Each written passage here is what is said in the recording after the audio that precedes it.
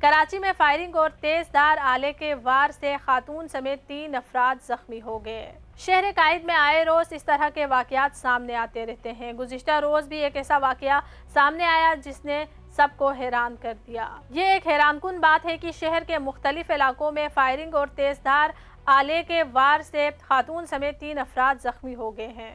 تفصیلات کے مطابق محمود آباد عوامی چوک گلی نمبر 3 میں گھر کے اندر فائرنگ کے واقعے میں 36 سالہ ہینا زوجہ زاہد زخمی ہو گئی، جسے طبی امداد کے لیے جناح اسپتال لے جایا گیا۔ S H O Baloch colony Mazhar Kango نے بتایا کہ ابتدائی طور پر یہ واقعہ ذاتی رنجش معلوم ہوتا ہے، تاہم فوری طور پر فائرنگ کی وجہ سے معلوم نہیں ہو سکا، جس کی مزید تحقیقات کی جا رہی ہیں۔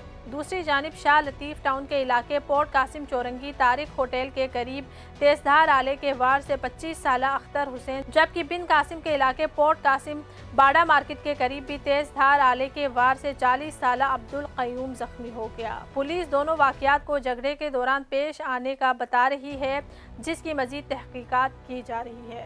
وان کراچی کی ویڈیوز دیکھنے کے لیے ہمارا چینل سبسکرائب کیجیے اور بیل کے آئیکن کو کلک کیجیے تاکہ آپ ہماری تمام آنے والی ویڈیو سے باخبر رہ سکیں۔